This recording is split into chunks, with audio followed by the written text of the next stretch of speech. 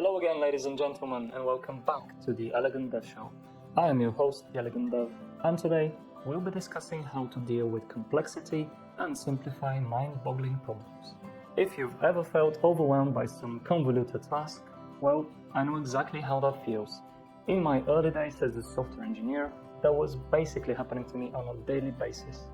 And I would like to share with you some, shall we call them, coping mechanisms that have really helped me overcome complexity. Hopefully they will help you get from this to this, or at least this. Now, I will be using some examples from my domain, but I will try to draw some more general conclusions so I don't end up boring any non-programmer viewers out there. Oh, and before I forget, if you're interested in more content like this, feel free to check out the rest of my channel. In another tab, of course. Okay, you ready? Let's go.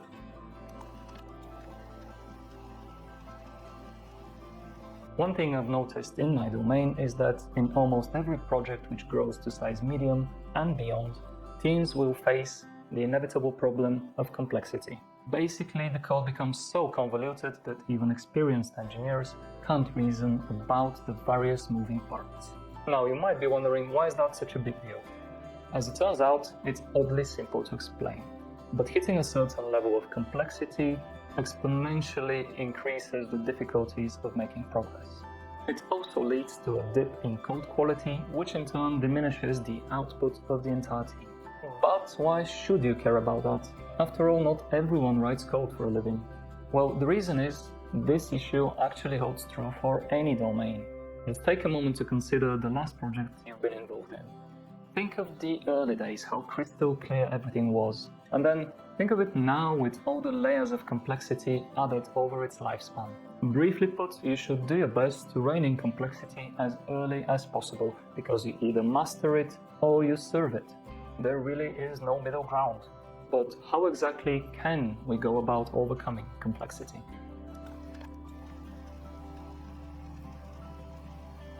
Well, we appear to be in luck, my friends, because there are quite a few ways to deal with this problem. My personal favorite, due to its simplicity, is to think about scaling your code before you actually do it. Or to put it another way, plan your project's endgame ahead of time to avoid complications later on. In my experience, sadly, this doesn't happen very often. And the result is a pile of over-engineered, messy code that no one really wants to touch. And this is exactly what we want to avoid. However, I do believe that we can solve it by choosing the right mental models when we are starting a new project. Because ultimately, we are the ones creating those layers of complexity when we don't take the time to think of a better, more elegant approach. And traipsing along blindly isn't all that clever now, is it?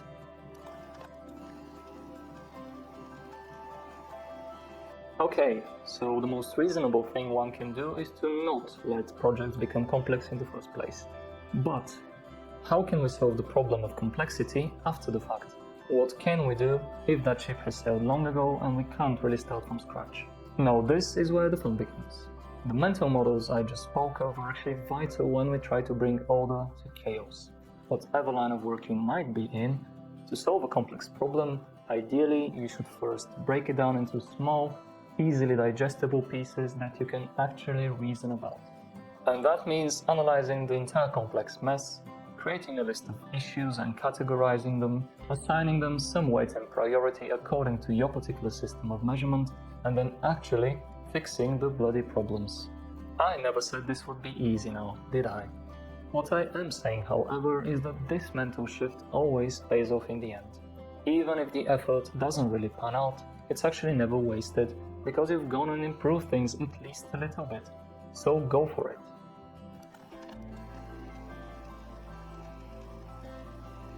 Now, the thing to remember, and the main takeaway from this video, is to keep things simple moving forward. Otherwise, all of your efforts would have been in vain.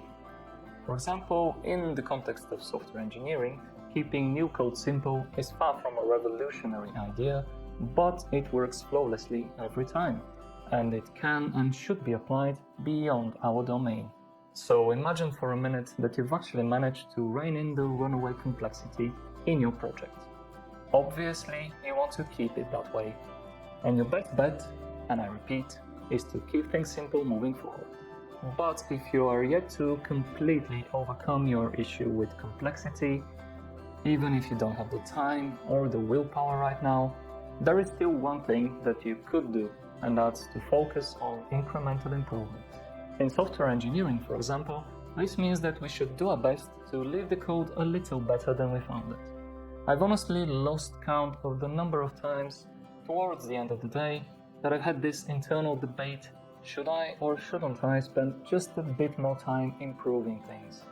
And I'm always happier at the end of the day if the lazy voice lost, but sadly, very often, it ends up winning. Nevertheless, once again, this idea can and should be applied beyond our domain. I do believe that if everyone did that, just a tiny bit of extra effort, these incremental improvements would compound over time. And that has a far greater impact than you might realize. You might just wake up one day to discover that your complexity problem is now long, long gone. But with that said, ladies and gentlemen, that will be all for this episode of the Elegant Dev Show. Actually, one final note before we end the video: I have found that all of these principles and ideas can help us deal with complexity in other aspects of our lives. But what do you think about it? I would love to know that, so please leave a comment down below. Finally, if you found this video useful in any way, feel free to smash the like button. Or, tell your friends about it. Also, subscribe if you haven't already, and make sure to hit the notification bell if you want to be up to date with my future videos. And as always, thank you all so much for watching, and remember, stay elegant, exceptional, and extremely professional, and I will catch you in the next one.